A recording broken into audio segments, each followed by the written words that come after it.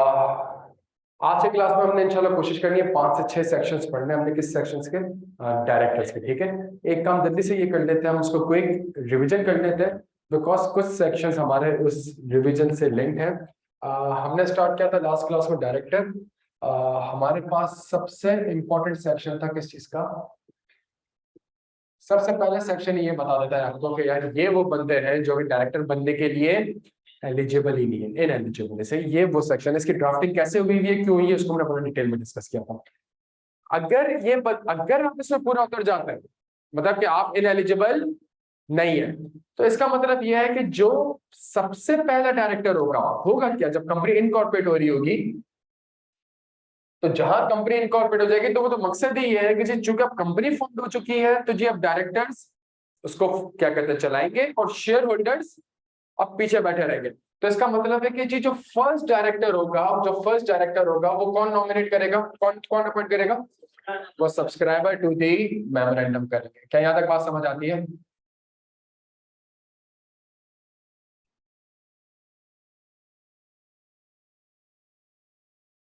ये जिन बंदों को मुखातिब करेंगे, ये जो कहेंगे कि अच्छा इसमें इलेक्शन नहीं हो रही है, इस फर्स्ट डायरेक्टर में इलेक्शन नहीं है, मैं कहता हूं ये 4 बंदे इस कंपनी के, मेरी इस कंपनी के डायरेक्टर है, सही है। बस वो 4 जो बंदे हैं आपने देखना है कहीं वो इनएलिजिबल, बस ये बात सच है।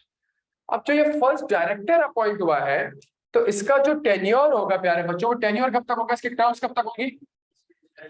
फर्स्ट एजीएम तक। क्या यहां तक बात समझ आती है भाई? फर्स्ट एजीएम तक अब इसका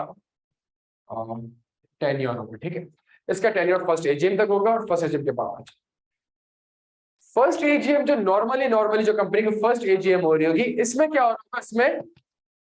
इसमें इलेक्शन हो रही होगी। लेट से ही जो फर्स्ट एजीएम आपकी होने जा रही है, लेट से होने जा रही है 30 सितंबर 2022 को आपकी क्या होने जा रही है प्यारे बच्चों? फर्स्ट एजीएम होने जा रही है। लेट से जो फर्स्ट एजीएम आपकी होने जा रही है 30 सितंबर को, इससे पहले अच्छा कौन थे सब्सक्राइबर? हमने कितने बंदों को मुखातिब किया? मिस्टर ए, मिस्टर बी और मिस्टर सी के। भाई ये 3 बंदे हमारी कंपनी के डायरेक्टर हैं। इनकी जिम्मेदारी है कि मीटिंग से 35 दिन पहले क्या करना है? उन्होंने नंबर ऑफ डायरेक्टर्स डिसाइड करेंगे कि भाई इतने नंबर ऑफ डायरेक्टर होने चाहिए। वो 3 भी हो सकते हैं, 3 से ज्यादा भी हो सकते हैं, 3 से कम भी हो सकते हैं, सही है। और नेम ऑफ रिटायरिंग डायरेक्टर्स, ये तीनों के नाम नेम ऑफ रिटायरिंग डायरेक्टर्स में लाजमी आ रहा होगा। ठीक है, क्योंकि 35 दिन पहले बोर्ड ने डिसाइड किया, ये तीनों बंदे जब एक जगह बैठेंगे तो वो कहलाता है, वो बोर्ड कहलाता है। जहां ये तीनों बंदे एक जगह जमा होंगे वो क्या कहलाएगा? वो बोर्ड कहलाएगा, बोर्ड ऑफ डायरेक्टर्स कहलाएंगे, सही है। तो बोर्ड ऑफ डायरेक्टर ने भाई कहा कि जी नंबर ऑफ डायरेक्टर्स कितने होने चाहिए? इतने होने चाहिए। 35 दिन पहले। 21 दिन पहले क्या जा रहा होगा प्यारे बच्चों, जल्दी से बता दें। जबरदस्त, 21 दिन पहले नोटिस जा रहा होगा। नोटिस में सेक्शन 134 आपका अप्लाई होगा, provision as to meeting and votes. लेकिन 2 चीजें और आ जाएंगी यहाँ पे। कौन सी 2 चीजें?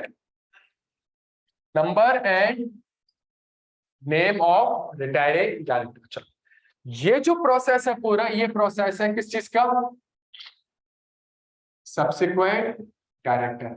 ये जो प्रोसेस है, ये प्रोसेस कहलाता है इलेक्शन ऑफ डायरेक्टर का। यहाँ पे डायरेक्टर्स इलेक्ट होंगे बिकॉज जिन बंदों ने कंपनी बनाई थी, ऐसा हो सकता है कि उन्होंने मार्केट में कहा हो कि जी हमारी कंपनी के शेयर्स ले लें। जब शेयर्स ले लें तो उसका मतलब है कि जी अब जिनके पास ज्यादा शेयर्स होंगे उसके पास ज्यादा राइट होना चाहिए, अपना बोर्ड वहां पे अपॉइंट करेगा। अच्छा, 21 दिन पहले जब नोटिस चला जाएगा मेंबर्स के पास, डायरेक्टर कौन हो सकता है भाई?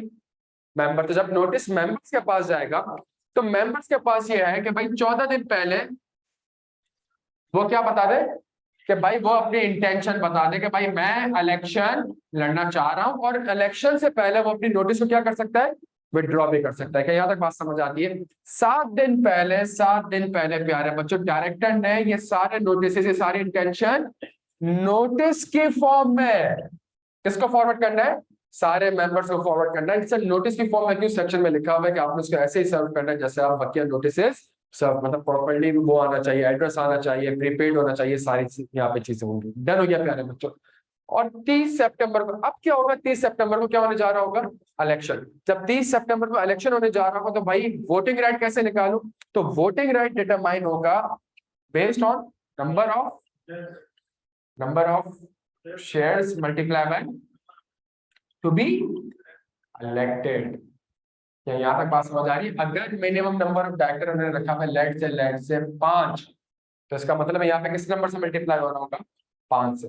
तो इसका मतलब है अच्छा ये भी कम होगा अगर तो नोटिस कितने आ गए मेरे पास, इंटेंशन कितनी आ गई मेरे पास? 7। ये तब होगा अगर इंटेंशन ही 4 आ गई या इंटेंशन ही 5 आ गई, तो अब इलेक्शन नहीं होगा। सही, हर बंदा अनअप्रोच्ड क्या कहते हैं अपॉइंट हो जाएगा। अच्छा, ये जब इलेक्शन हो रहा होगा तो यहाँ पे मेंबर से ये कहा गया है कि आपके वोटिंग राइट इतने निकलेंगे। लेट से मेरे पास 1 शेयर है तो मैं 5 वोट से मेरे पास, सही है, अगर उस शेयर का वोटिंग राइट है तो मेरे पास 5 क्या है वोट्स है। ये जो 5 वोट्स है मेरे पास, ये 5 वोट में मिस्टर ए को भी दे सकता हूँ, मिस्टर बी को भी दे सकता हूँ, मिस्टर सी को भी दे सकता हूँ, किसी को भी नहीं दे सकता, सबको दे सकता हूँ। यहाँ तक बात समझ आती है? यहाँ पे फिर क्या होगा, फिर जिसके सबसे हाईएस्ट वोट होंगे वो इलेक्ट होता रहेगा, होता रहेगा, होता रहेगा, जब तक 5 का नंबर पूरा नहीं हो जाता। क्या यहाँ तक बात समझ आती है प्यारे बच्चों? ये यहाँ जो डायरेक्टर अपॉइंट होंगे, जिस तरह इसकी टेन्योर, इसकी टर्म्स फर्स्ट एजीएम तक थी, यहाँ जो डायरेक्टर अपॉइंट होंगे इनका टर्म्स कब तक है? 3 इयर्स तक। प्यारे बच्चों 3 साल तक। मेरे भाई मुझसे पूछ लो इंटेंशन के, भाई मैं डायरेक्टर बनना चाहता हूँ, 3 साल। क्या मतलब 3 साल? कि वो अगले 3 साल तक क्या रहेंगे? डायरेक्टर। यहाँ तक बात समझ आती है? ये हमने लास्ट क्लास में पढ़ा था प्यारे बच्चों, इतना ही पढ़ा था। अच्छा, थोड़ा सा आगे बढ़ते हैं, आज की क्लास को कंटिन्यू करते हैं। अब है ये कि सेक्शन 160 के तहत कोर्ट के पास ये राइट है, कोर्ट के पास ये राइट है, किस चीज का राइट है? इस चीज का राइट है कि ये जो इलेक्शन ऑफ डायरेक्टर हुए हैं जिस मीटिंग में, और कोर्ट को कैसे पता चलेगा? जब मेंबर्स कहां अपनी दरख्वास्त लेके जाएंगे? कोर्ट के पास लेके जाएंगे। कब तक लेके जानी है? टाइम लिमिट क्या है? Within 30 days. 30 days from the date of 30 September, from the date of meeting, from within 30 days from the date of meeting. और ये मेंबर एक दो नहीं होने चाहिए, इनके पास कितने वोटिंग पावर होने चाहिए? एटलीस्ट 10% या 10% से ज्यादा। तो ये कोर्ट को एक दरख्वास्त लिख सकते हैं कि यहाँ पे कोई बेईमानी हुई है, यहाँ पे कोई इरेगुलरिटी हुई। कोर्ट इस बेसिस पे कि अगर उसको लगता है कि इलेक्शन ऑफ डायरेक्टर्स की मीटिंग में कोई इरेगुलरिटीज है, कोई झूठ है, कोई फरेब है, तो कोर्ट इस इलेक्शन डायरेक्टर क्या कर सकता है? क्या कर सकता है? इनवैलिडेट कर सकता है। डिपेंड करता है मेंबर ने कंटेंशन क्या लिखी, डिपेंड करता है मेंबर कहता है कि जी जो मिस्टर ई है इसके से मुझे मसला है, वो मिस्टर ई के ऊपर कर सकते हैं। क्या यहाँ तक बात समझ आती है बच्चों? अच्छा, थोड़ा सा लिंक करके हमने चलना होगा। यहाँ तक क्लियर है मेरे प्यारे बच्चों? डन हो गया यहाँ पे? अच्छा, तो ये हमारे पास सेक्शन था। कौन सा सेक्शन था? सेक्शन 160। अच्छा, थोड़ा सा समझने की कोशिश करेगा। कोर्ट यहाँ पे आपके पास राइट है कि कोर्ट क्या कर सकता है मेरे भाई? अब तक हमने कितने डायरेक्टर पढ़ लिए? अब तक हमने पहला डायरेक्टर पढ़ा जिसका नाम क्या है? First director. उसके बाद हमने दूसरा डायरेक्टर पढ़ा जिसका नाम क्या है? Subsequent director. क्या यहाँ तक बात समझ आती है? यहाँ पे हमारे पास जो एक और डायरेक्टर आने जा रहा है, इसका नाम है मेरे प्यारे बच्चों, जल्दी, इसका नाम है नॉमिनी डायरेक्टर। और ये नॉमिनी डायरेक्टर कौन होगा? ये इनके एडिशन में होगा। ये इनके, फॉर एग्जांपल अगर एक कंपनी है और उसने नेशनल बैंक ऑफ पाकिस्तान से लोन लिया हुआ है, तो national bank of Pakistan loan देते हुए ये कह सकती है कि मैं अपना एक बंदा आपके बोर्ड पे बिठाऊंगा। क्या यहाँ तक बात समझ आती है? तो ये जो डायरेक्टर कहलाएगा, ये क्या कहलाएगा? ये इलेक्ट होके नहीं आया है, ये तो कॉन्ट्रेक्चुअल अरेंजमेंट के बेसिस पे उस कंपनी का चूंकि एक स्पेशल इंटरेस्ट है, तो इस बेसिस पे वो बंदा आपके बोर्ड पे आ रहा है। यहाँ तक बात समझ आती है? तो ये हमारे पास होगा एक नॉमिनी डायरेक्टर। क्यों? बिकॉज कोई भी बॉडी कॉर्पोरेट या कॉर्पोरेट अगर वो क्रेडिटर है और कोई special by virtue of special arrangement या एग्रीमेंट है, तो इस बेसिस पे वो क्रेडिटर आपके बोर्ड पे अपना एक बंदा मुंतखब कर सकता है।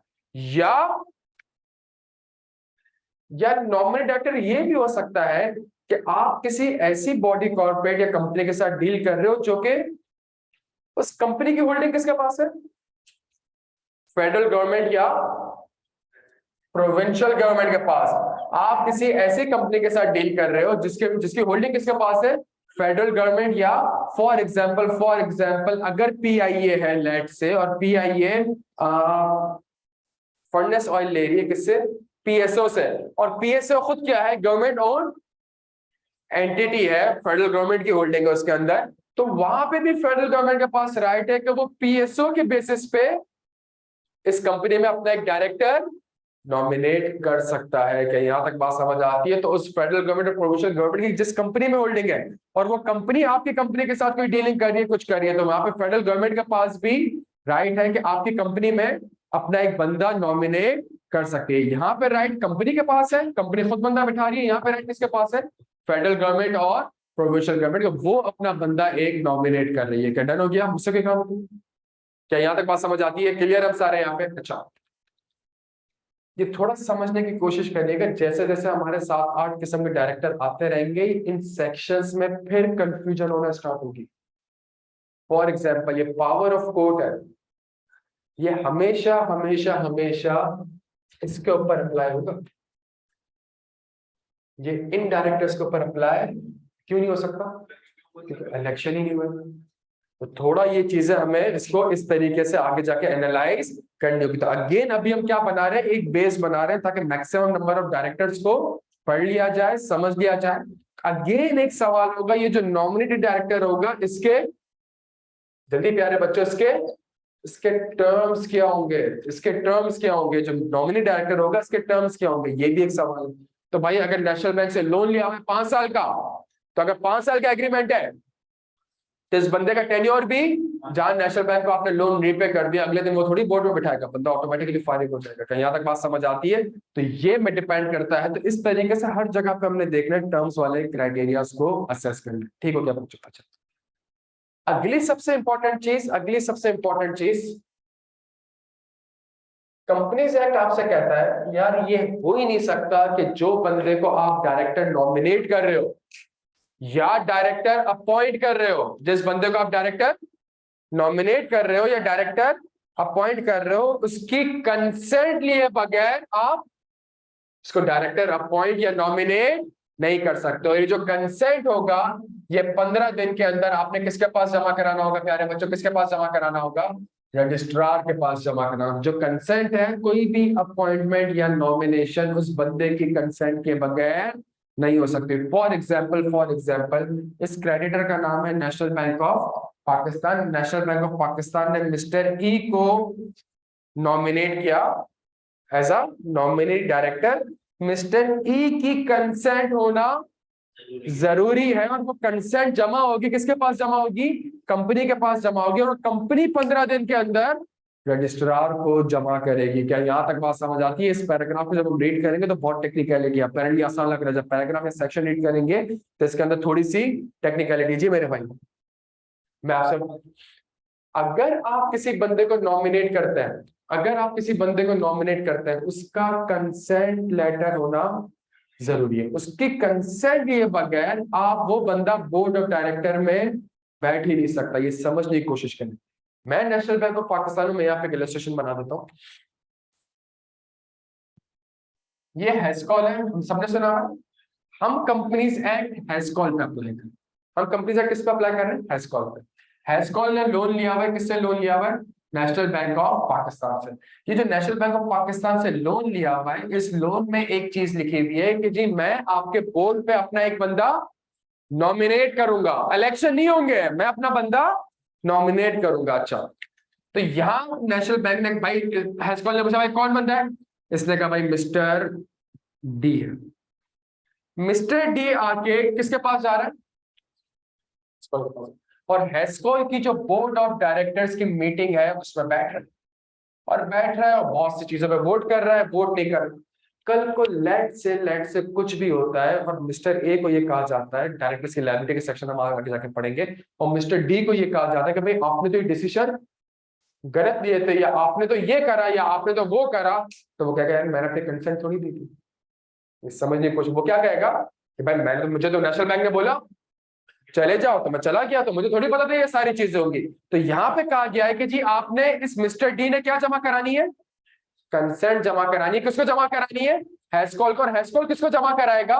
रजिस्ट्रार को। क्या यहाँ तक बात समझ आती है प्यारे बच्चों? ये हमारे पास इस सेक्शन है, इसके अंदर जो वर्ड्स लिखे हुए बड़े बड़े उस वर्ड से हमें समझ में आएगा कि डायरेक्टर का सेक्शन कितना ज्यादा इंपॉर्टेंट है हमारे लिए। ठीक हो गया बच्चों? 15 दिन बाद, ठीक है। अच्छा जी, मुझे यहाँ तक बात समझ आती है, डन हो गया। अच्छा, तो इसका मतलब है मेरे पास मुझे एक कॉन्सेंट भी जमा करा। अच्छा, एक और, अच्छा इसका एक काम करते हैं, यहां तक हम कुछ सेक्शंस को रीड करते हैं बच्चों। आज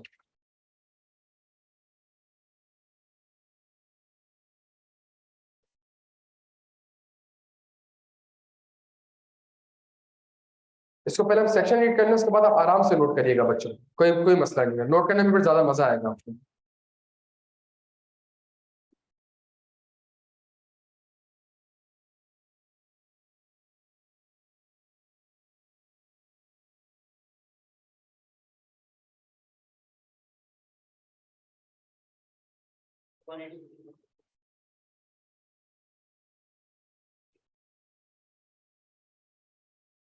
पेज नंबर 177, सेक्शन 160, बच्चों जल्दी से आ जाए।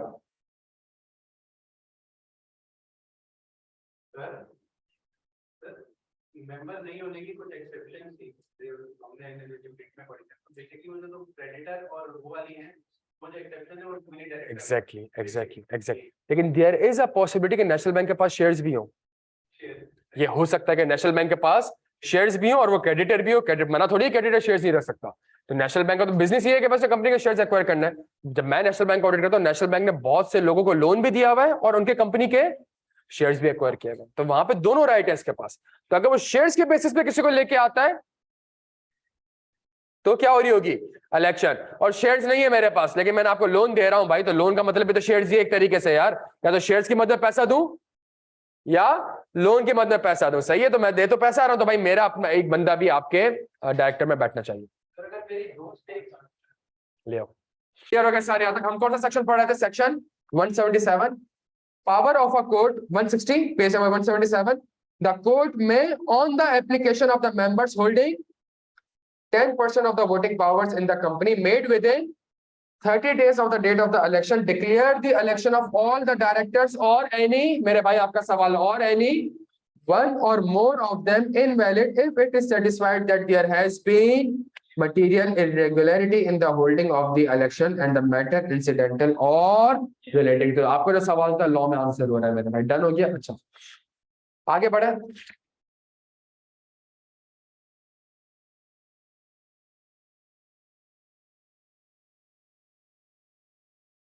Page number 182, section 164।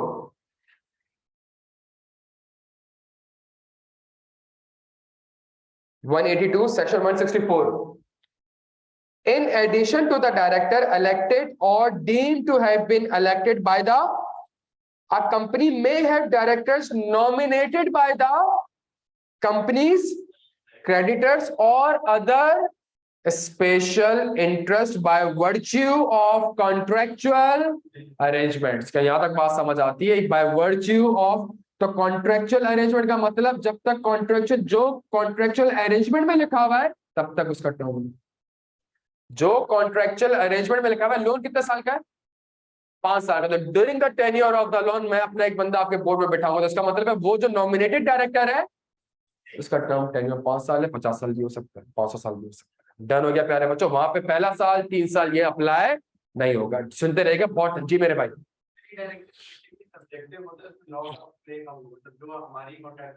जो कंपनी ने आपके साथ अरेंजमेंट किया हुआ है, कंपनी ने अगर एक लीगल एग्रीमेंट किया हुआ है तो कॉन्ट्रैक्ट एक्ट अप्लाई हो गया। कॉन्ट्रैक्ट एक्ट की बेसिस पे आपने खुद मुझे कहा कि मेरी कंपनी में आके बैठो, जब आपने मुझे कहा है कि मेरी कंपनी में आके बैठो, तो आप उसको लॉ इनवैलिड नहीं कर सकते। तभी तो लॉ ने किस तरह लिखा? इन एडिशन टू द, पढ़े लिखा हुआ किस तरीके से? In addition to the directors elected or deemed to have been elected by the shareholders, a company may have directors nominated by the company। इसका मतलब समझने की कोशिश करिएगा।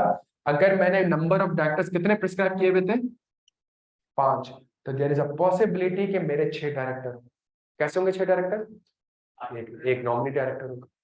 तो इलेक्शन 5 की हुई, छठा डायरेक्टर कौन आ गया? इन एडिशन टू, लिखा हुआ है इन एडिशन टू। क्या यहाँ तक बात समझ आ रही है मेरे भाई? अच्छा जी,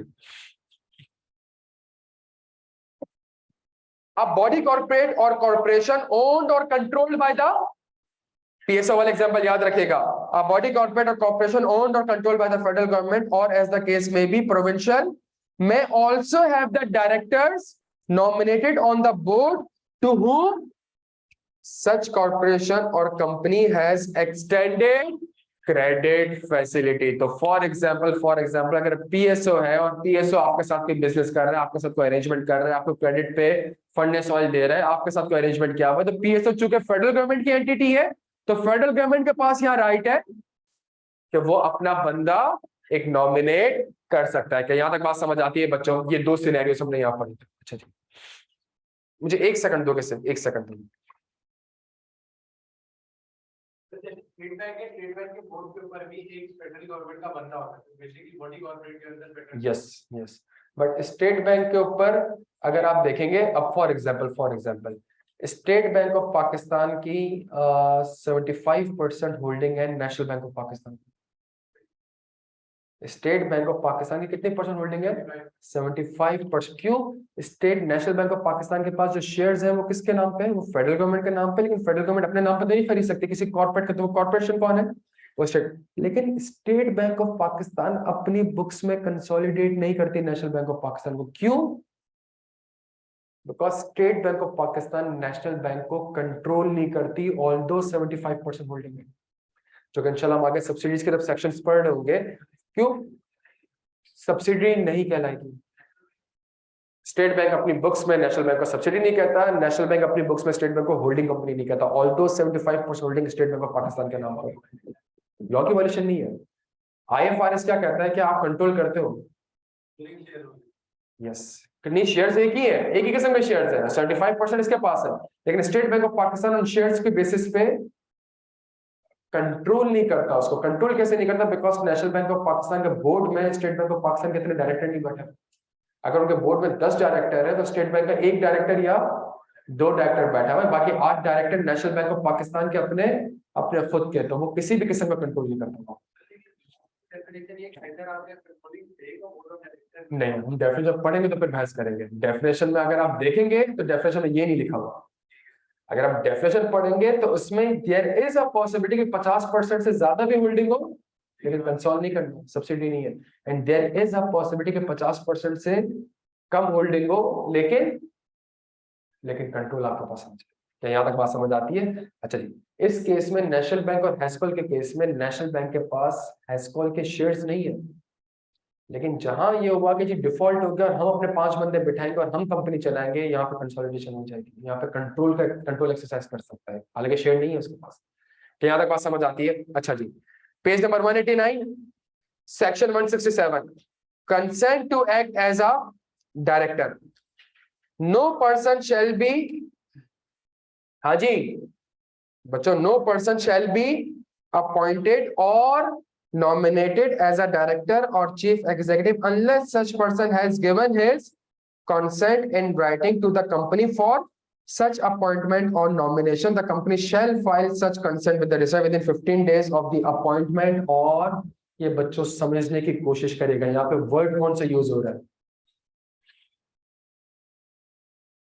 अपॉइंटमेंट. और इट मींस ये जो सेक्शन अप्लाई होगा ये फर्स्ट डायरेक्टर पे अप्लाई होगा और किसके ऊपर अप्लाई होगा? नॉमिनेटेड डायरेक्टर के ऊपर अप्लाई. ये जो सेक्शन है किसके ऊपर अप्लाई होगा? First director shall be appointed by the subscriber. Appointment का वर्ड था, इलेक्शन का वर्ड नहीं था. सुनते रहिएगा मेरी बात को. तो ये जो सेक्शन है ऑल्दो डायरेक्टर्स का सेक्शन है, बट सारे के सारे डायरेक्टर्स पे अप्लाई नहीं होगा. इस पे क्यों नहीं होगा? इलेक्शन का वर्ड क्यों नहीं लिखा मेरे भाई ग्रीन शर्ट? इलेक्शन का वर्ड क्यों नहीं लिखा? इलेक्शन का वर्ड क्यों नहीं लिखा? इलेक्शन क्यों नहीं लिखा?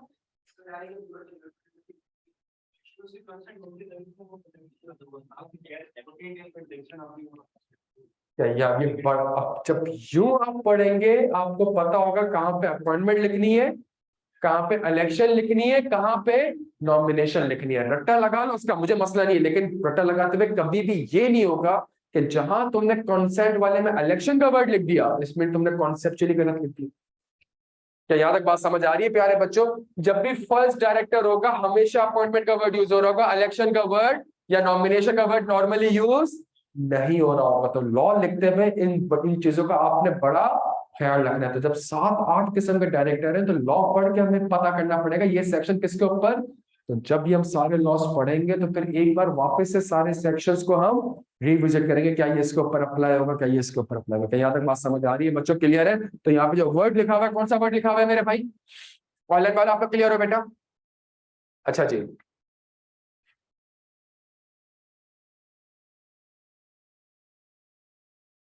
अब 2-3 सिनेरियो समझने की कोशिश करिएगा। डायरेक्टर सेलेक्ट हो गए भाई, डायरेक्टर सेलेक्ट हो गए। कल को कोर्ट में मैटर जाता है, जो डायग्राम बनी हुई है, कोर्ट में मैटर जाता है, कितने दिन के अंदर एप्लीकेशन देनी थी? 30 दिन। एजीएम कब हुई थी? तो 30 अक्टूबर तक एप्लीकेशन गई होगी। सिंध हाई कोर्ट नवंबर ले गया, दिसंबर ले गया, जनवरी ले गया, फरवरी ले गया। 6-8 महीने बाद कोर्ट का ऑर्डर आता है। क्या ऑर्डर आता है? कब आता है? 2024 में ऑर्डर आता है कि भाई ये जो मीटिंग है ये तो इनवैलिड है। इसका मतलब है 1.5-2 साल तक तो डायरेक्टर्स ने बहुत से डिसीजंस लिए होंगे। इसका मतलब है डायरेक्टर्स ने बहुत से डिसीजन लिए होंगे। या एक बंदा, जो वन और पार्ट वाली बात थी, एक बंदे ने भी कहा होगा कि हाँ जी नाम चेंज कर लो। तो इसका मतलब है या बाद में पता चला कि वो बंदा क्या निकला? हाँ जी, बाद में पता चला वो बंदा क्या निकला? इनएलिजिबल निकला।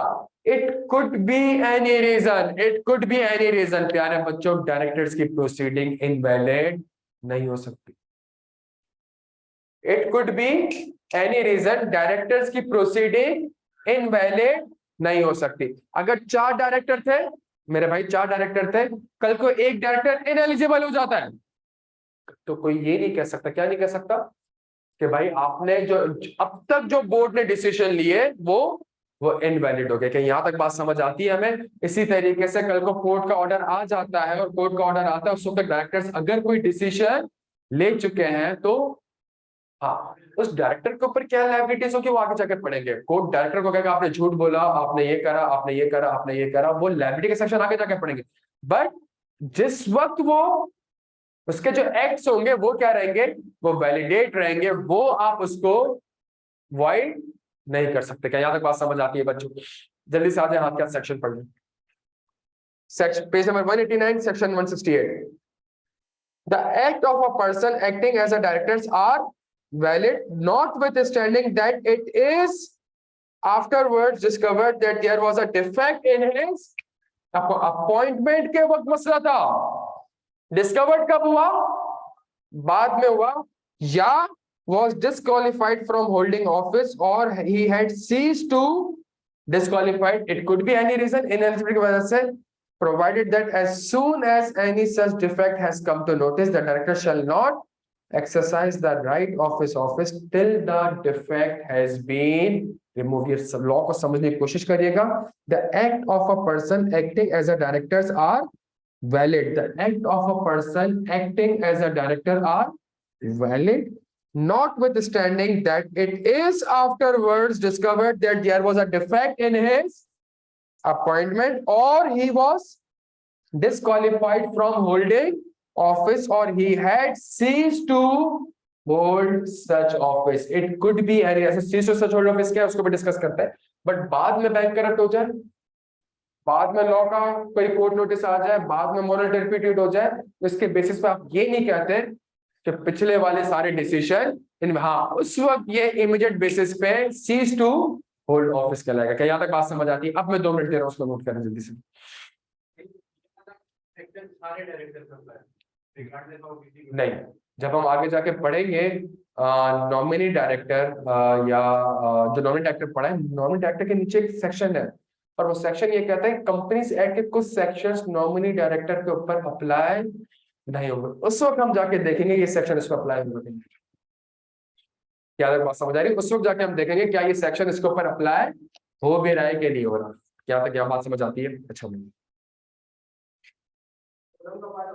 सॉरी, किस चीज में?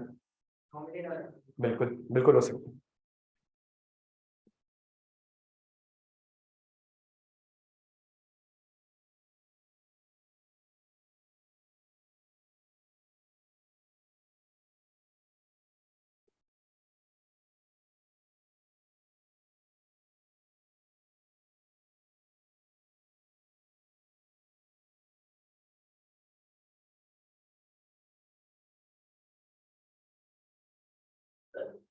एक सेकंड हो गया, क्यों?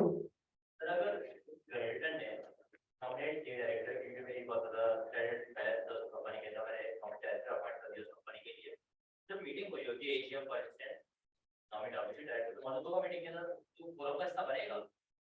देखिए अब यहाँ दो मसले हैं मेरे भाई का, आपने जब कोरम का वर्ड यूज किया तो कोरम मीटिंग का भी होगा और और बोर्ड मीटिंग का भी होगा। आपका सवाल किससे रिलेटेड था? बोर्ड मीटिंग से, बोर्ड मीटिंग से रिलेटेड का सवाल था। सॉरी, क्यों नहीं होगा? नहीं, अगर जब मेंबर नहीं होगा तो मेंबर के डेफिनेशन फॉलो ही नहीं कर रहा होगा, पर्सन प्रेजेंट होगा ही नहीं तो वो तो फॉलो ही नहीं कर रहा होगा। बट अगर नेशनल बैंक के पास शेयर्स भी हैं तो वो एजीएम के लिए किसी बंदे को ऑथराइज करेगा, वो बंदा जाके क्या कहते हैं तो यस यस यस। तो डिपेंड करता है कि आप सवाल किसका पूछ रहे हैं, कोरम किसका पूछ रहे हैं, मीटिंग का पूछ रहे हैं कि बोर्ड का पूछ रहे हैं। अच्छा जी,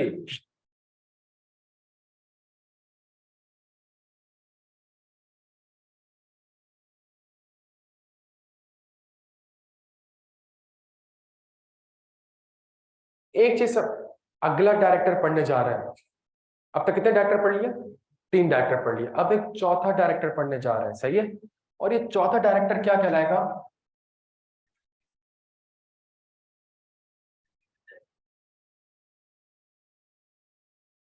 क्या मतलब इसका?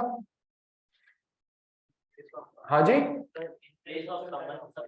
इन प्लेस ऑफ समन। क्या मतलब इसका? कि फॉर एग्जाम्पल एक कैजुअल वैकेंसी अराइज हो गई, एक एक कैजुअल, जब एक कैजुअल वैकेंसी अराइज हो जाएगी तो उस कैजुअल वैकेंसी को फिल करने के लिए बोर्ड क्या करेगा? बोर्ड वापस से एजीएम नहीं करेगा, बोर्ड क्या करेगा? बोर्ड, अब यहाँ पे राइट किसके पास है? बोर्ड के पास है राइट है कि बोर्ड एक और डायरेक्टर अपॉइंट करेगा। और उस डायरेक्टर की टर्म्स कब तक होंगी मेरे भाई?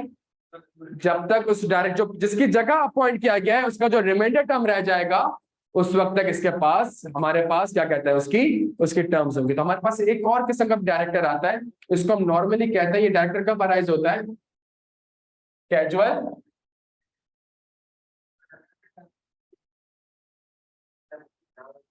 उस पर भी आ रहा हूँ मेरे भाई, उस पर भी आ रहा हूँ। असाइनमेंट ऑफ ऑफिस है वो, prohibition of assignment of office. तो जो हम एक डायरेक्टर पढ़ने जा रहे हैं, ये कौन सा डायरेक्टर कहलाएगा? कि अगर एक बंदा ऑफिस ऑफिस छोड़ दे, सही है। For example it could be any reason, उस बंदे की डेथ हो जाए, it could be any reason के वो बंदा डिस्क्वालीफाई हो जाए। तो यहाँ पे वो जिस बंदे को अपॉइंट करेगी, वो जो डायरेक्टर कहलाएगा, वो डायरेक्टर किसकी जगह पूरी कर रहा है? किसी और डायरेक्टर की जगह पूरी कर रहा है। वो जो कैजुअल वैकेंसी पूरी होगी, ये भी एक डायरेक्टर कहला रहा होगा। इस डायरेक्टर को हम नाम क्या कहते हैं? इसको हम कैजुअल वैकेंसी के नाम से पुकार रहे होते हैं। उसको कैजुअल वैकेंसी के नाम से क्यों पुकार रहे होते हैं? बिकॉज यहाँ पे भी इसके टर्म्स के सेक्शन अप्लाई हो जाए होंगे। टर्म्स का क्या सेक्शन होगा? हाँ जी, टर्म्स का सेक्शन क्या होगा? जिस बंदे की जगह वो आया था, फॉर एग्जाम्पल 30 सितंबर 2022 को एजीएम हुई थी, कितने साल के लिए हुई थी? 3 साल के लिए। 1 साल के बाद वो बंदा मर गया, तो अब जो डायरेक्टर अपॉइंट हुआ है वो रिमेनिंग 2 इयर्स के लिए। क्या यहां तक बात समझ आती है? वो जो है, अच्छा इसके अंदर भी 2-3 टेक्निकलिटीज है। अगेन ये डायरेक्टर इलेक्ट नहीं हुआ है, सुनिएगा मेरी बात को, डायरेक्टर इलेक्ट नहीं हुआ है। क्या यहां तक बात समझ आती है बच्चों? अच्छा जी, एक चीज, इस चीज से तो वोटर को अपने मतलब राइट दिखाई हाँ जी, इससे जो मेंबर है उनको अपने राइट दिखाई नहीं मेंबर ने जिसको अपॉइंट करना था ना, मेंबर ने बोर्ड को भी तो अपॉइंट किया था ना। मेंबर ने 7 बंदों को अपॉइंट किया था, 7 में से अगर एक मर जाता है तो वापस से इलेक्शन थोड़ी होगी। 7 में से अगर एक मर जाता है तो फिर बोर्ड ही वो अपनी वैकेंसी क्या करेगा? फिल करेगा। क्या याद रखना?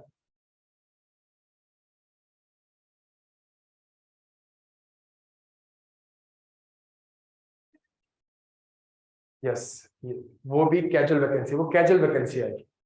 वो कैजुअल वैकेंसी अराइज हो रही है। कैजुअल वैकेंसी कब अराइज हो सकती है? जब बंदा डिस्क्वालीफाई हो जाए, जब बंदा मर जाए, जब बंदा cease to hold office. It could be any reason. अगर एक बंदे की सीट थी और वो सीट अब क्या हो चुकी है?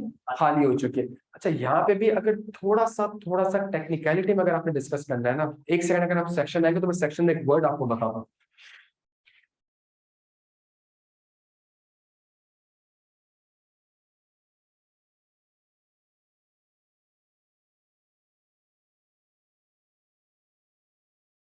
कौन सा सेक्शन था मेरे भाई? Page number 178 section 161।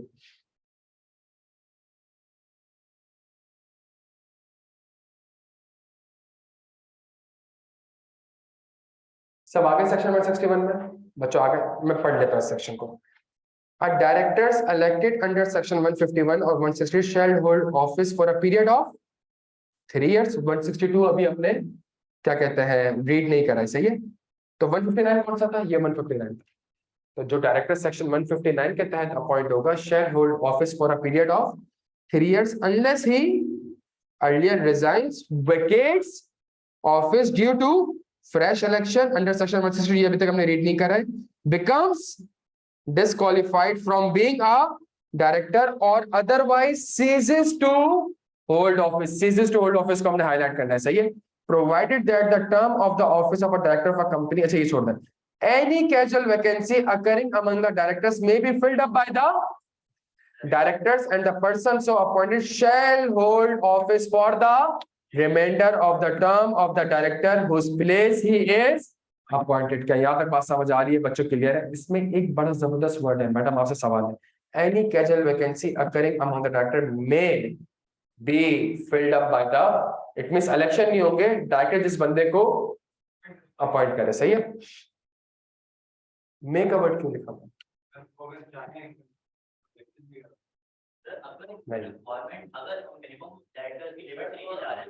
हमने कल की क्लास में पढ़ा ही ये था कि अगर पब्लिक अनलिस्टेड कंपनी होगी तो मिनिमम नंबर ऑफ डायरेक्टर्स कितने होने चाहिए, 3। अगर कंपनी के पास है ही 3 डायरेक्टर्स, उसमें से एक मर गया तो इसका मतलब है 1 नॉन कंप्लायंस हो रही है। यहाँ तो अब आपने अगला डायरेक्टर लाजमी अपॉइंट करना है। लेकिन अगर आपके पास 5 डायरेक्टर थे और आपके मिनिमम नंबर डायरेक्टर कितने थे, 3, और उसमें से एक डायरेक्टर मर जाता है, वोट पूरी ना करे, तभी शेल का वर्ड नहीं लिखा हुआ, किस चीज का वर्ड लिखा हुआ है, मे का वर्ड लिखा हुआ है कि फिर वोट पूरी ना करे, वोट कहता है ठीक है हम 4 तो पूरे, हम 4 तो पूरे, मिनिमम नंबर ऑफ डायरेक्टर्स की रिक्वायरमेंट लॉ की तो पूरी है, तभी यहाँ पे कौन सा वर्ड लिखा हुआ है मैडम, मे का वर्ड लिखा हुआ है। क्या यहाँ तक बात समझ आती है मेरे भाई, आप क्लियर है यार यहाँ पे? अच्छा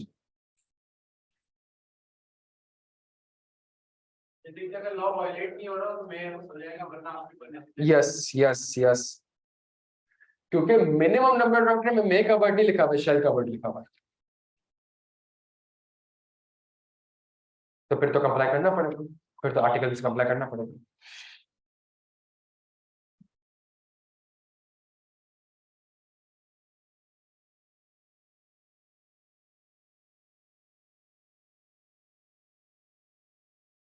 अच्छा जी, पेज नंबर 191 अच्छा,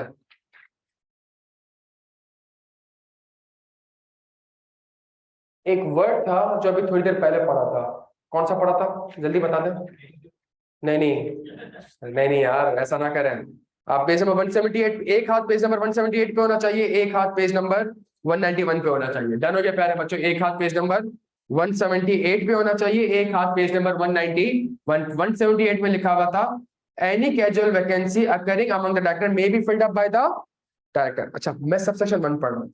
A director elected shall hold office unless he earlier resign। resign के ऊपर कोई सेक्शन नहीं भाई, रिजाइन करके मेरी मर्जी यार। unless he earlier resign, vacates office due to fresh election, ये सेक्शन हमने नहीं पढ़ा, becomes disqualified or otherwise ceases to, तो इसके अंदर 4 चीजें लिखी हुई आ रही है, उन चारों के ऊपर मोर और लेस कोई ना कोई सेक्शन होगा। डिस्क्वालिफिकेशन का भी आगे एक सेक्शन है, सीजेस टू होल्ड ऑफिस का भी, हाँ रिजाइन का सेक्शन नहीं होगा, फ्रेश इलेक्शन का भी एक सेक्शन है। सही, मैं थोड़ा बहुत ओवरव्यू आज की क्लास में दे दूंगा। तो 4 वर्ड कौन से आ रहे हैं मेरे भाई, जल्दी से बता दें 4 वर्ड कौन से आ रहे हैं, रिजाइन, फ्रेश इलेक्शन, डिस्क्वालिफिकेशन और सीजेस टू होल्ड ऑफिस। क्या ऐसा ही है सर? यार कहीं पे भी इनएलिजिबिलिटी तो आ ही नहीं रहा, कहीं पे भी इनएलिजिबिलिटी तो व्हाइट सलवार कमीज, कहीं पे भी इनएलिजिबिलिटी तो सीजेस टू होल्ड ऑफिस है। ये जो वर्ड लिखा हुआ है कौन से सेक्शन में लिखा हुआ है, सेक्शन 161 में। इसको समझने के लिए हम कहां जा रहे हैं प्यारे बच्चों, जल्दी से आ जाए, जल्दी से आ जाए। सेक्शन 171 पेज नंबर 191, हेडिंग क्या लिखी हुई आ रही है, vacation of office by the director shall ipso facto cease to, बस वो सीज को यहां से लिंक कर देना, खुदा का वास्ता है, सही है। फिर जो डिस्क्वालिफिकेशन है, डिस्क्वालिफिकेशन लिंक करेंगे। फिर जो फ्रेश इलेक्शन है, फ्रेश इलेक्शन में लिंक करेंगे, रिजाइन को शायद हम ले ना कर सके, तो सिंपल चीज है ना यार, मैं खुद रिजाइन करता हूं, ठीक हो गया मेरे भाई। अच्छा, a director shall ipso facto cease to hold office if he becomes, आ गया भाई, आ गया, कौन सा सेक्शन आ गया, सेक्शन 153 इन है, अगर तो वो इनएलिजिबल हो जाएगा सेक्शन, तो ipso facto इमीडिएट बेसिस पे cease to hold office, सही है। he absent himself from 3 consecutive meetings of the board without seeking leave of absence, ये सुन लीजिएगा मेरी बात को, अगर बोर्ड का एक मेंबर 3 कंसेक्यूटिव मीटिंग तक प्रेजेंट नहीं होता तो वो इप्सो फैक्टो, कोई कोर्ट का ऑर्डर नहीं आएगा, कोई कंपनी सेक्रेटरी की तरफ से खत नहीं आएगा, कोई कंपनी की रिक्वायरमेंट नहीं, उस मेंबर को कोई खत लिखे, ipso facto cease to hold office, provided that अगर वो बंदा चेयरमैन साहब से या बोर्ड से क्या ले ले, अप्रूवल ले ले कि जी मैं, मुझे लीव ऑफ, अगर वो लीव ऑफ एब्सेंस अप्रूव हो जाती है, मीटिंग से पहले लीव ऑफ एब्सेंस लूंगा ना।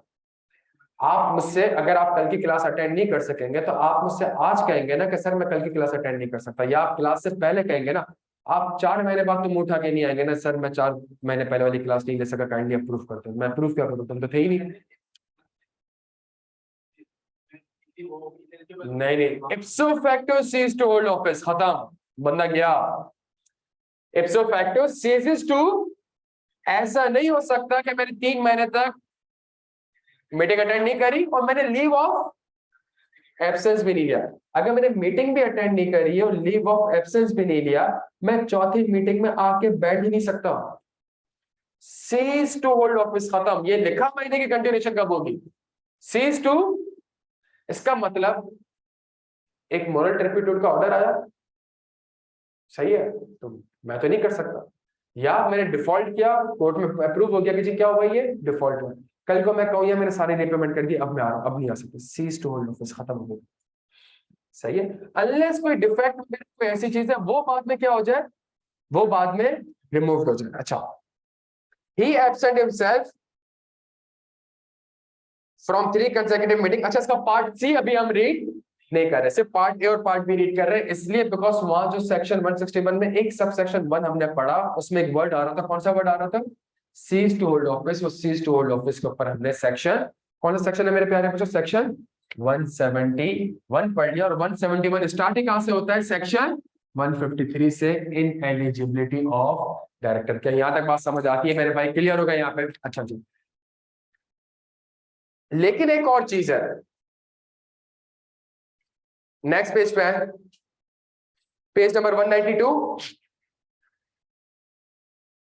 Section 174, prohibition on assignment of office bye directors. A director of any company shall not assign his office to any other person and any such appointment shall be void। अगर members ने mister A को appoint किया है, सही है, director ने casual vacancy fill करने के लिए मिस्टर बी को अपॉइंट किया हुआ है, वो बंदा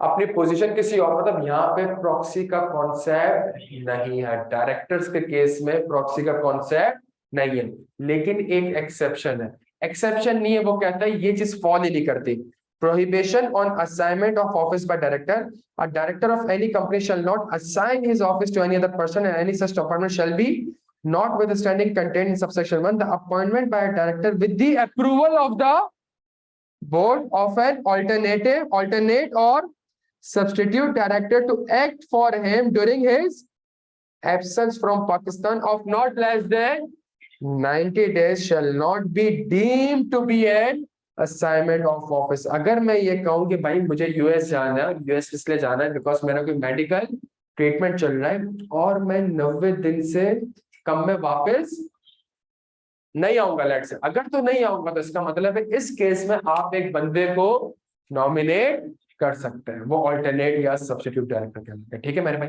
लेकिन अगर 90 दिन के कम का टाइम पीरियड है तो इसका मतलब है आप ना आप मीटिंग अटेंड करेंगे ना ही आप किसी को, ये बात याद रखिएगा, ये बात याद रखिएगा, कोई एक्सेप्शन नहीं है। सेक्शन पढ़ के ये ना समझिएगा कि जी असाइनमेंट ऑफ ऑफिस की कोई एक्सेप्शन है। मैं वापस से रीड कर दूं, असाइनमेंट ऑफ ऑफिस की कोई भी एक्सेप्शन नहीं है। असाइनमेंट ऑफ ऑफिस प्रोहिबिटेड है। असाइनमेंट ऑफ ऑफिस क्या है?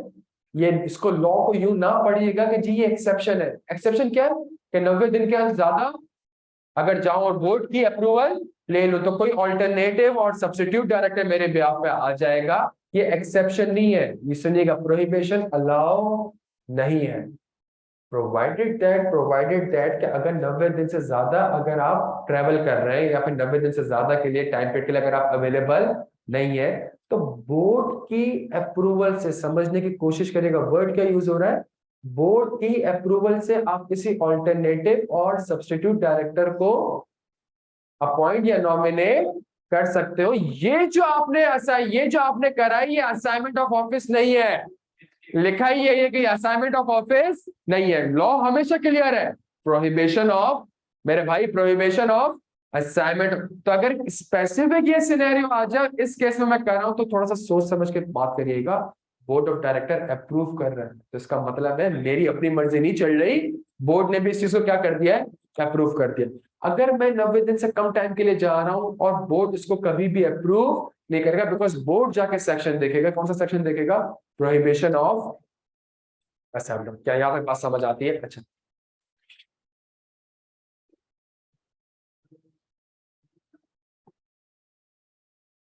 बात जरूरत की नहीं ना। बात यह है कि भाई वो बंदा बोलेगा कि यार अगर मैं मीटिंग में मौजूद नहीं हूं और मीटिंग में डिसीजन ले लिया जाता है तो कल को मेरे ऊपर भी तो बुराई आ सकती है ना।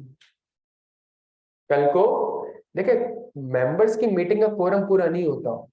सॉरी, मेंबर्स की मीटिंग का कोरम पूरा है लेकिन हम सब नहीं गए मीटिंग में, और कल को नाम चेंज हो जाता है। मैं कल को जाकर ये थोड़ी कह सकता कि मेरे बगैर नाम क्यों चेंज किया, और नाम चेंज होने से बिजनेस बैठ गया और मेरा और आपका लॉस हो गया, तो मैं भी इस लॉस के बराबर में शरीक हूँ। क्यों शरीक हूँ? जो मैं कंपनी का शेयर होल्डर हूं, तो भले मैंने मीटिंग अटेंड नहीं करी, भले मैंने वोट नहीं दिया, बट सेम चीज यहाँ पे भी अप्लाई होगी। सही है? तो बोर्ड ने अगर एक डिसीजन लिया है तो it has been assume that कि जो उस बंदे का भी ये डिसीजन है। क्या यहाँ तक बात समझ आती है? द ऑल्टरनेटिव डायरेक्टर, अच्छा आप इसका भी टर्म्स होगा, the alternative director appointed under subsection 2 shall ipso facto vacate office if and when the director appointing him returns to Pakistan. क्या यहाँ तक बात समझ आती है बच्चों? क्लियर है हम सारे यहाँ पे? तो अच्छा, अब मुझे एक बात बता,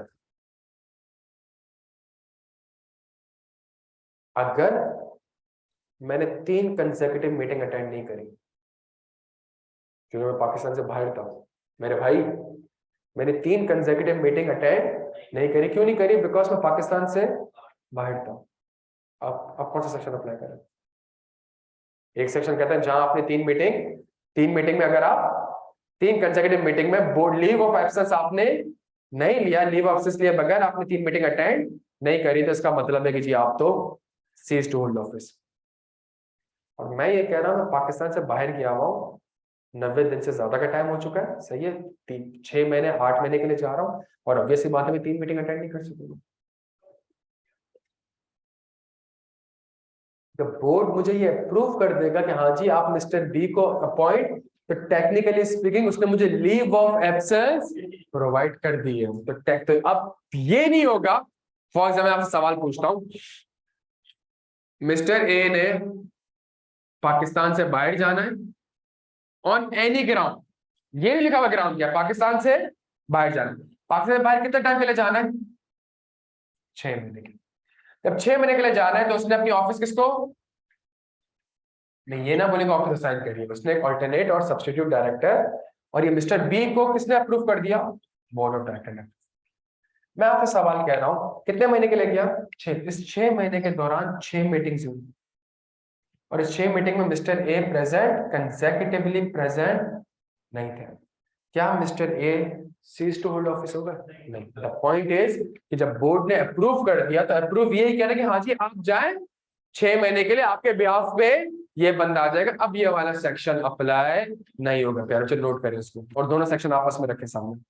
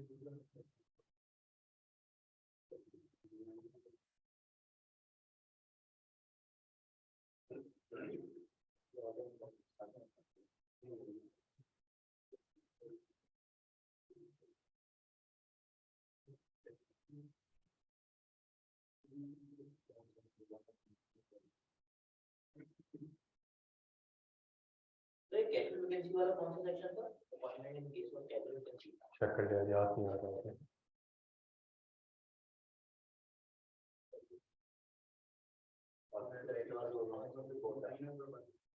161 है।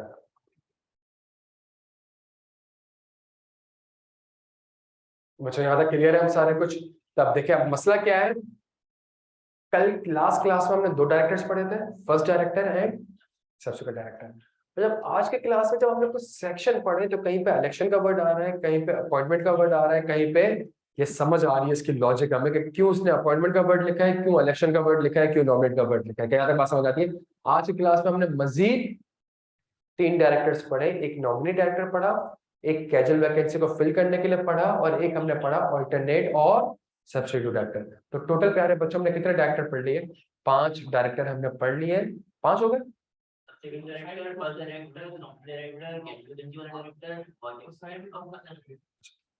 कल की क्लास में एक बड़ी इंपॉर्टेंट चीज हमने पढ़ ली, अगर हमारी कल क्लास लेट से होती है तो कल की क्लास में हमने बड़ी इंपॉर्टेंट चीज पढ़ी है, इसका नाम है फ्रेश इलेक्शन ऑफ डायरेक्टर। ये कॉन्सेप्ट ऐसा है कि इलेक्शन हो गए डायरेक्टर के, और अब अगले इलेक्शन कब होंगे मेरे भाई?